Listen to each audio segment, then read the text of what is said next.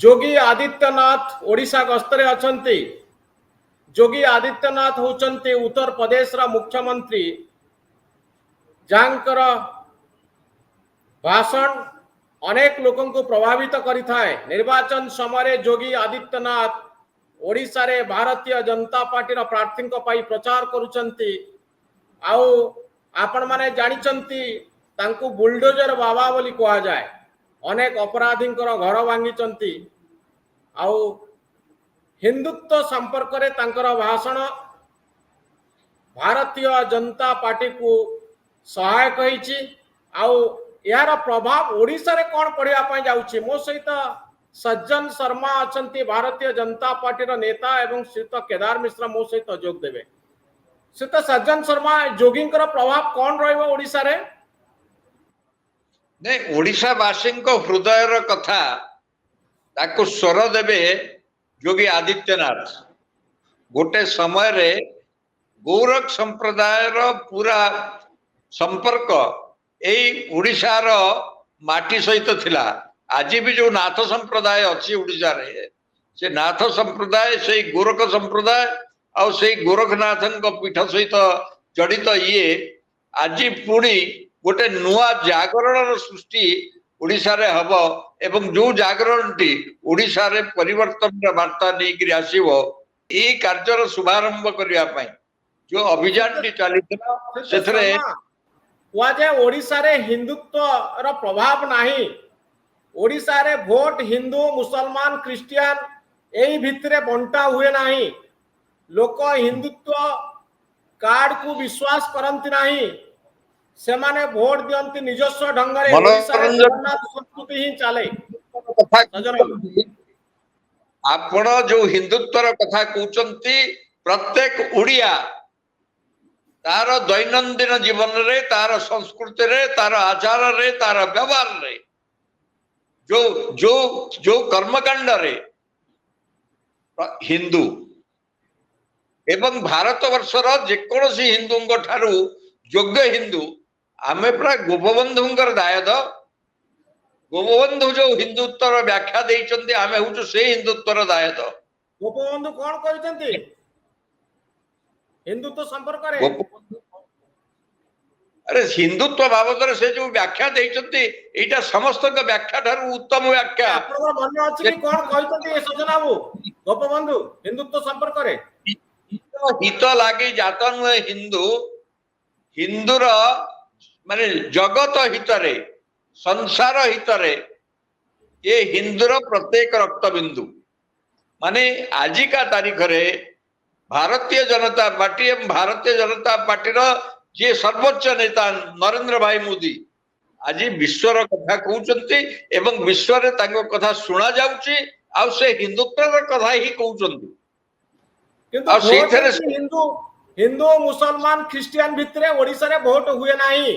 सजना ए जो माने हिंदुत्व को ए हिंदू मुसलमान ख्रिस्तान मानक भितर बांटिचंती से माने हिंदुत्व को कदर्थ करिचंती। हिंदूर शब्दर मर्यादा हानि करिचंती। हिंदू शब्द को नष्ट करिया पई उद्यम करिचंती एवं से विभाजन रो विहन बुणी बुणी थिवा लोक माने आज हिंदुत्व ना कहले डेउचंती। ना से कथा ठीक है पारे। उत्तर प्रदेश रे जहा चालीची आपण नॉर्दर्न बेल्ट रे जहा चालीची बिहार रे बा उत्तर प्रदेश रे काउ बेल्ट रे हिंदुत्व को नहीं जे भली वोट बैंक तयारी हेची ओडिशा रे से भली वोट बैंक तयारी हे पारिबो कि हिंदुत्व को नहीं ता होची मूल प्रश्न।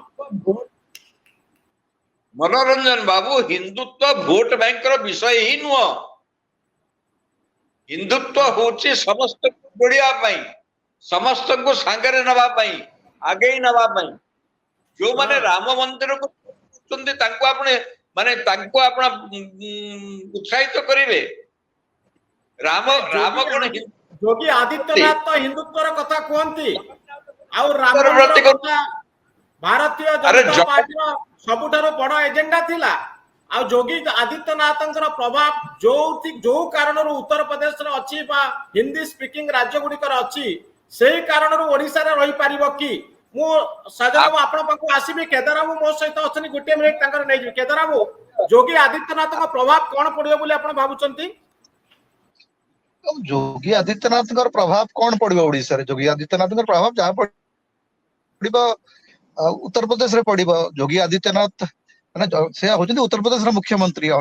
ଅନ୍ୟ ରାଜ୍ୟର ମୁଖ୍ୟମନ୍ତ୍ରୀ ଆଉ ଗୋଟେ ରାଜ୍ୟର କୁ ଯେତେବେଳେ ପ୍ରଚାର ପାଇଁ ଯାଆନ୍ତି, ସେମିତି କିଛି ଗୋଟେ ବଡ ପ୍ରଭାବ ପଡିବ ବୋଲି ମୁଁ ଭାବେ ନାହିଁ। ଠିକ ଅଛି, ଯୋଗୀ ଆଦିତ୍ୟନାଥ ସବୁଠୁ ବଡ ରାଜ୍ୟର ମୁଖ୍ୟମନ୍ତ୍ରୀ, ସେଇଟା ତାଙ୍କ ରାଜ୍ୟ ପାଇଁ ଠିକ ଅଛି, କିନ୍ତୁ ଓଡିଶା ପାଇଁ ହେମନ୍ତ ଆଜି ବିଶ୍ଵ ଶର୍ମା ଯୋଉ ପ୍ରକାର କେନ୍ଦ୍ରାପଡ଼ାରେ ଡ୍ୟାମେଜ ଯେତେବେଳେ କରୁଛନ୍ତି, ଯୋଗୀ ଆଦିତ୍ୟନାଥ ଭାଷଣ ଦଉଛନ୍ତି କେଦାର ବାବୁ, ତାଙ୍କୁ କୁହାଯାଉଛି ହିନ୍ଦୁ ହୃଦୟ ସମ୍ରାଟ। ଅର୍ଥାତ ତାହେଲେ ହିନ୍ଦୁ ମାନେ ତାଙ୍କୁ ଭଲ ତାହେଲେ ନରେନ୍ଦ୍ର ପାଆନ୍ତି। ମୋଦି କିଏ? ତାହେଲେ ନରେନ୍ଦ୍ର ମୋଦି କିଏ? ହିନ୍ଦୁ ହୃଦୟ ସମ୍ରାଟ ନରେନ୍ଦ୍ର ମୋଦି କାହିଁ ହେବେ ନାହିଁ? ସଜ୍ଜନ ଭାଇ କାହିଁ ହେବେ ନାହିଁ? କେବଳ ଯୋଗୀ ଆଦିତ୍ୟନାଥ କାହିଁକି ହେବେ? ସମସ୍ତେ ହିନ୍ଦୁ ହୃଦୟ ସମ୍ରାଟ, ସମସ୍ତେ ମୁସଲିମ ହୃଦୟ ସମ୍ରାଟ, ସମସ୍ତେ ଖ୍ରୀଷ୍ଟିଆନ କାରଣ ହୃଦୟ ହିନ୍ଦୁତ୍ୱ ସମ୍ରାଟ। ପାଇଁ ସେ ବହୁତ କାମ ଭାରତର କରିଛନ୍ତି। ହୃଦୟ ସମ୍ରାଟ ଯୋଗୀ କେହି ନାହାନ୍ତି, ସମସ୍ତେ ବିଭିନ୍ନ ଧର୍ମର ହୃଦୟ ସମ୍ରାଟ ହେଇକି ଅଛନ୍ତି। ଗୋ ରକ୍ଷା ପାଇଁ ତାଙ୍କର କାମ, ରାମ ମନ୍ଦିର ପାଇଁ ତାଙ୍କର କାମ, ଆଉ ଗୋରଖନାଥ ମଠରେ ତାଙ୍କର ଆକ୍ଟିଭିଟି, ଏ ସବୁକୁ ଯଦି ଆପଣ ଦେଖିବେ, ତାଙ୍କୁ ହିନ୍ଦୁ ହୃଦୟ ସମ୍ରାଟ ବୋଲି କୁହାଯାଉଛି, ଶ୍ରଦ୍ଧାରେ କହୁଛନ୍ତି। ଏବଂ ତାଙ୍କର ଗୋଟେ ବଡ ପ୍ରଭାବ ରହିଛି ହିନ୍ଦୁତ୍ୱ କ୍ଷେତ୍ରରେ, ହିନ୍ଦୁତ୍ୱର ପ୍ରଚାର ଆଉ ପ୍ରସାର କ୍ଷେତ୍ରରେ। ଓଡିଶାରେ ଯୋଗୀ ଆଦିତ୍ୟନାଥଙ୍କର ପ୍ରଭାବ ରହିବ କି ନାହିଁ କେଦାର ବାବୁ? ଓଡିଶାରେ ଯୋଗୀ ଆଦିତ୍ୟନାଥଙ୍କର ପ୍ରଭାବ ଏଥିପାଇଁ ବିଶେଷ କିଛି ପଡିବାର ନାହିଁ ଯେ ଆରଏସଏସ ର ପ୍ରଭାବ ତ ସବୁଠି ଅଛି। ତେଣୁ ଯୋଗୀ ଆଦିତ୍ୟନାଥଙ୍କର ଅଧିକ ପ୍ରଭାବ ଆଉ କଣ ପଡିବ? ଯାହା ପଡିବ ସେ ମାନେ ଆରଏସଏସ ର ପ୍ରଭାବ ବା ହିନ୍ଦୁତ୍ୱ ରାଜନୀତିରେ ଯେତିକି ପ୍ରଭାବ ପଡିବା କଥା ଓଡିଶାରେ ପଡିବ। ଗତ ଗତ 10 ବର୍ଷ ହେଲା ଆମେ ଦେଖୁଛୁ ଯେ ସାରା ଭାରତରେ ଯେତେବେଳେ ଗୋଟେ ମୋଦି ଲହେର ଚାଲିଛି, ସେତେବେଳେ ଓଡିଶାରେ ତାର ପ୍ରଭାବ ପଡୁନାହିଁ। ତେଣୁ ଏଥର ପଡିବ କି ନାହିଁ ସେଟା ଆମେ ଜୁନ 4 ତାରିଖ ଦିନ ଦେଖିବା। ତେଣୁ ଏଇଟା କେବଳ ଓଡିଶାରେ ଗୋଟେ କିଛି ଅନୁମାନିକ ପଡୁନି ଆକଳନ କେଦାର କରିବା ବାବୁ? କଥା ଯେ ସିଏ ଆସିଲେ ପ୍ରଭାବ ପଡିବ। 14 ମସିହାରେ ଧରନ୍ତୁ ଗୋଟିଏ ମୋଦି ସିଟ୍ ପାଇଥିଲା ଭାରତୀୟ ଜନତା ପାର୍ଟି, 19 ମସିହାରେ କେତେଟା ସିଟ୍ ପାଇଲା? ତ ପ୍ରଭାବ ପଡୁନାହିଁ ବୋଲି ମୋଦିଙ୍କର ଆମେ କେମିତି ଠିକ କହିବା? ଅଛି, 1ରୁ 8ଟା ପାଇଥିଲେ, ଯଦି ଏଥର ସେମାନେ 21ଟା ପାଇଯିବେ ତାପରେ ଯାଇକି ଆମେ ଆକଳନ କରିବା ନା। ଏପଟୁ ଆମେ କାହିଁ ଅନୁମାନ କରିବା ଯେ ତାଙ୍କର ପ୍ରଭାବ ପଡିଯିବ? ଏବଂ କେନ୍ଦ୍ରାପଡା ଯୋଉଠି ସେ ପ୍ରଚାର କରୁଛନ୍ତି ସେଇଠି ତାଙ୍କର ପ୍ରାର୍ଥୀ ଜିତନ୍ତୁ ପ୍ରଥମେ, ତାପରେ ଦେଖିବା। ସଜନ ବାବୁ, କେନ୍ଦ୍ରାପଡାରେ ବୈଜୟନ୍ତ ବାବୁ ପ୍ରଥମେ ଜିତନ୍ତୁ, ତାପରେ ଚିନ୍ତା କରିବା। ଆଜ୍ଞା, କେଦାର ବାବୁ ତାଙ୍କର ବକ୍ତବ୍ୟ କହିବା ପାଇଁ ସ୍ୱତନ୍ତ୍ର ଅଛନ୍ତି। ଏ କଥା ନିଶ୍ଚିତ ସତ୍ୟ, କେଦାର ବାବୁ ମଧ୍ୟ ସ୍ୱୀକାର କରିବେ। ବିଗତ ଦିନରେ ଧୀରେ ଧୀରେ ଭାରତୀୟ ଜନତା ପାର୍ଟିର ଜୟଯାତ୍ରା, ଭାରତୀୟ ଜନତା ପାର୍ଟିର ଗ୍ରହଣୀୟତା ଓଡିଶାରେ ବଢିଛି ଏବଂ ସେ କାରଣରୁ ଭାରତୀୟ ଜନତା ପାର୍ଟି ଏହି ସ୍ଥିତିକୁ ଆସିଛି। ଏବଂ ଗତ ନିର୍ବାଚନ ଠାରୁ ବାସ୍ତବରେ ଶାସକ ଦଳର ଗ୍ରାଫ ତଳକୁ ଅଛି, ଭାରତୀୟ ଜନତା ପାର୍ଟିର ଗ୍ରାଫ ଉପର ଆଡକୁ ଯାଉଛି ଏବଂ ଏଥର ନିଶ୍ଚିତ ଭାବରେ ଭାରତୀୟ ଜନତା ପାର୍ଟି ଓଡିଶାରେ ମାନେ ଶାସନକୁ ଆସିବ।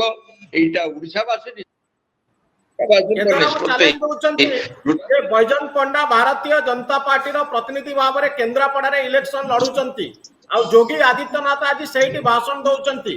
ଆଗ କେନ୍ଦ୍ରାପଡାର କ୍ୟାଣ୍ଡିଡେଟ ଜିତନ୍ତୁ, ସେ ଗୋଟେ ଚ୍ୟାଲେଞ୍ଜ ଦଉଛନ୍ତି। ଆପଣ କଣ ଭାବୁଛନ୍ତି ସଜନ ବାବୁ? ପରିସ୍ଥିତି ପରିବର୍ତ୍ତନ ହଉଛି ନା ଯାହା ଥିଲା ସେ ଆରେ ମୁଁ ଚ୍ୟାଲେଞ୍ଜ ଦେବାକୁ କିଏ? ମୁଁ କଣ ପ୍ରାର୍ଥୀ? ମୁଁ ମୁଁ ଆପଣ ମୁଁ କଣ ବୁଦ୍ଧିଜୀବୀ ପ୍ରାର୍ଥୀ? ହିସାବରେ ସେ କଥା ଉଠଉଛନ୍ତି। ନାଇଁ ମୋର ଆରେ ମୁଁ କାହିଁ ଚ୍ୟାଲେଞ୍ଜ ଦେଇଯିବି? ମାନେ ମୂଳ କଥା ହଉଛି ନିର୍ବାଚନ ଲଢୁଛନ୍ତି ବିଜେପି ବିଜେଡି, ତେଣୁ ସେମାନେ କିଏ ଜିତିବେ କିଏ ହାରିବେ ସେମାନେ ଡିସାଇଡ କରିବେ। ଆପଣ ମୋର କହିଲେ ନା କହିବା କଥା ହଉଛି, ଆପଣ ଯଦି ଆଗ ପଚାରିବେ କେନ୍ଦ୍ରାପଡାରେ ପ୍ରଭାବ ପଡିବ ଜିତିବେ କି କି ନାହିଁ, ଜିତନ୍ତୁ ବୋଲି। ପ୍ରଭାବର ଆକଳନ ମୁଁ କରିବି ଯେତେବେଳେ ନିର୍ବାଚନ ଫଳାଫଳ ବାହାରିବ। ଯେ ସେଠି ତା ତ ଯୋଗୀ ପୂର୍ବରୁ କରିବେ ଆଦିତ୍ୟନାଥ ଖାଲି କେମିତି? କରୁନାହାନ୍ତି, ସେଠି ତ ବୋଧେ ମୋଦିଙ୍କର ବି ସଭା ଅଛି। ଆଗାମୀ କିଛି ଦିନ ପରେ ବୋଧେ ନରେନ୍ଦ୍ର ମୋଦିଙ୍କର ବି ସଭା ଅଛି କେନ୍ଦ୍ରାପଡାରେ।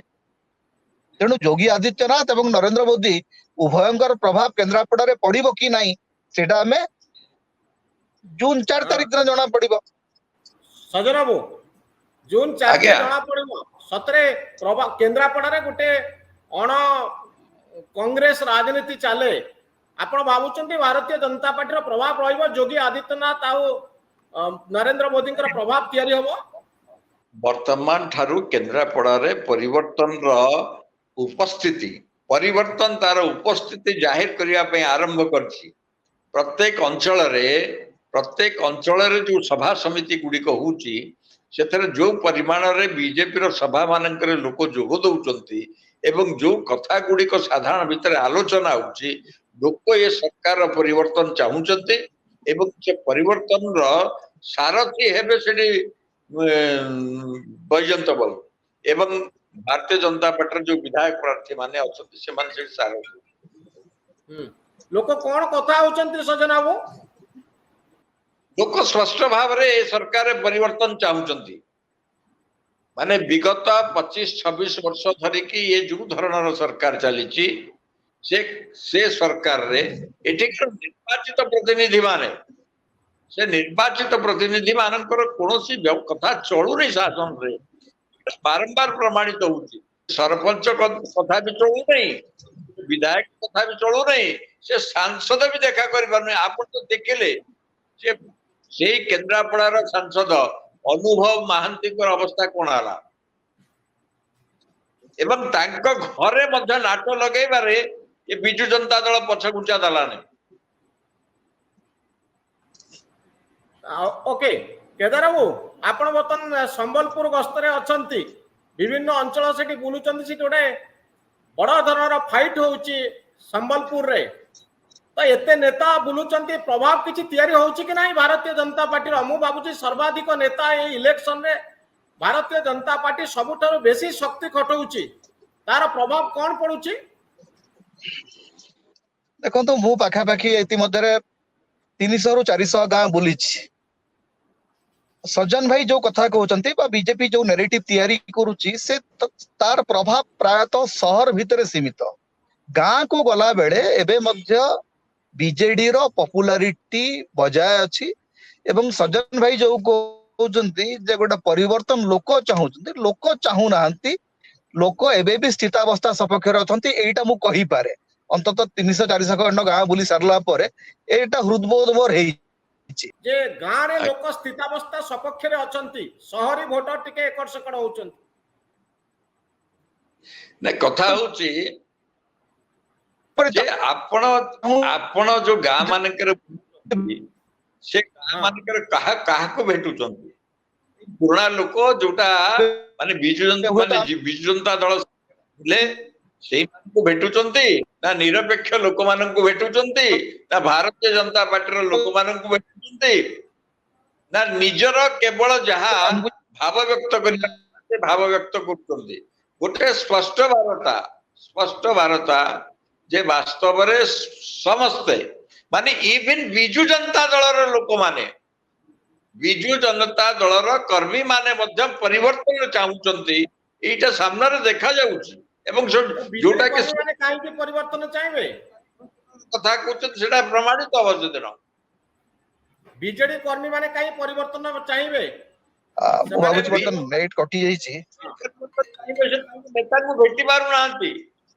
नेता को भेटी पारु नाहंती सबठो बड़ कर्मी रो कथा होउछ से नेता को निजर माने एवं जेतेबेले नेता मिलिबो नाही से आउ का बारंडा रे हाजिरा दबो एवं ताको भी देखा पाइबो नहीं निश्चित भाव रे ता मन रे आक्रोश अछि हां किंतु अवस्था चाहूची प्रकृत रे नुआ सरकार गढ़ावा पाई जाउची बिजु जनता दल सरकार रहिबो ना भारतीय जनता पार्टी रो सरकार रहिबो ए निष्पत्ति साधारणतः जहाँ जना पड़ुची गां लोक माने ही नेबे गां रे यदि वोट अधिका हुए ताले सेही दल सरकार को आसीबो अधिकांश लोक गां रे सरकार रो योजना रे लाभार्थी अछंती आ से माने बड़ धरणर परिवर्तन चाहू नांती काले तांकर असुविधा हबो ता एमिति किछि फील आपण करूचंती कि सजन बाबू शहरी हवा और गां हवा भीतर गोटे बड़ डिफरेंस अछि ए सरकारंकर को योजनार लाभ को योजनार लाभ लोक पाइचंती अरे पाइखना तो पाइले पैसा देले घर तो पाइले ता पई पैसा देले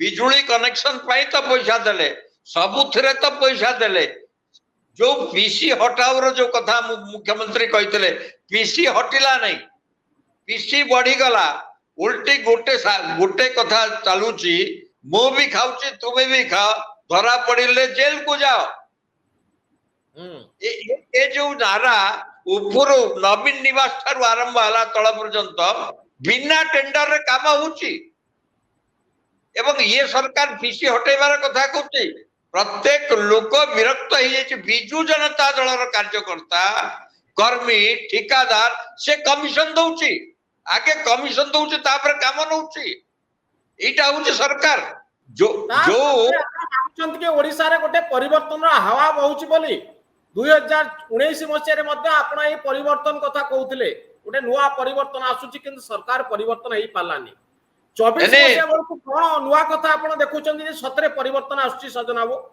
अरे 19 मसीह भी परिवर्तन है भारतीय जनता पार्टी जो डिस्टेंस थर्ड फोर्स थिला सेटा सीधा सड़क अपोजिशन रोल को आसिला तेणुकर परिवर्तन है आउ गोटे स्टेप रो परिवर्तन यही निर्वाचन रे हो तो सेबळे किछि आपण सूचना कोन पाउचंती जे परिवर्तन हावा होउची बहुची आर सूचना आपण पाखरे कोन अछि आमे तो देखुछु जते मीटिंग होउची सबुतरे लोक अछंती तो परिवर्तन सूचना आपण केमती देखुचंती सजन हो जोति पय कहउचंती आमे 10 तारिख रे शपथ नबु एटा तो जनमतर कथा लोक एक कथा मोदी पर्यंत पहुंचे देले नहले तो राज्य सरकार समस्त प्रकार वातावरण तैयारी करथिले ये कथा पहुंचे देले जे नाई एथर ओडिशावासी चाहुचंती परिवर्तन एवं एही परिवर्तन रे भारतीय जनता पार्टी रो एकाकी प्रथम थर एकाकी सरकार हबो आपण कोन सूचना पाउचंती जोति पय आपण कहउचंती सरकार हमर बनुची बोली लोकों को भावावेग ही एक कथा सूचई दउची बिजु जनता दल स्पष्ट कथा बिजु जनता दल जो मार्च पार्टी थिला आ ता नाही केवल दुई जन देखा जाउचंती से दुई जन तक भी एई वीडियो रे देखा जाउचंती आ केही नेता ना जनता दल रो जने दुई जन ही नेता सजन बाबू आपण तो पार्टी ऑफिस रे बीजेपी ऑफिस रे अधिकांश समय कटौचंती आपनकर सर्वे रिपोर्ट सब आसुथिबो ए पर्यंत किछि सर्वे रिपोर्ट आसीछि कि आगे लोकों को चेहरा लोकों को कथा ही सर्वे रिपोर्ट कहउची ना निर्दिष्ट भाबे कि जेमती बिजु जनता दल पक्षर विभिन्न परिसंख्यान दिया जाउची आपनक पाखरे सेवळे किछि परिसंख्यान आसुछि कि जे एते पावर कैंपेनिंग होउची तार रिजल्ट कोन नै सब मन गढ़ा कथा कुआ जाउची रिपोर्ट होउची परिवर्तन आसुची रिपोर्ट होउची परिवर्तन आसुची तो मु भाबुची बोते 2024 निर्वाचन रे योगी आदित्यनाथ ठारू आरंभ करी प्रधानमंत्री नरेंद्र मोदी पर्यंत जेपी नड्डा ठारू हेमंत विश्व शर्मा पर्यंत आपणकर जातीय स्तर सबु बड़ बड़ नेता राजनाथ सिंह ठारू आरंभ करी अमित शाह पर्यंत सबु बड़ बड़ नेतांकर कैंपेनिंग जारी रही 19 मसीह बोते एभली बड़ धरणर कैंपेनिंग हेई नथिला तो आपण कहउचंती लोकंकर भावावेग बदलुची ए भावावेग सतरे केते परिमाणर बदलुची तार खबर का पाखरे नाही की प्रकार परिवर्तन आसुची ना स्थितावस्था सपक्ष लोक भोट दउचंती ए संपर्क रे आउ टिके समय दरकार पूरा पूरी जानिबा पाई बहुत धन्यवाद श्रीत सज्जन शर्मा एवं श्रीत केदार मिश्र नमस्कार नमस्कार भाई नमस्कार हेलो 10th एग्जामिनीज आपण माने एमटी एक स्कूल खोजुचंती कि जोंठी इंटीग्रेटेड कोचिंग पाई परिबे तेबे टीएससी गुरुकुले जोग दियंतु जा एकेडमिक लर्निंग पार्टनर फिजिक्स वाला सहित अनुमोदित कॉल 9438782020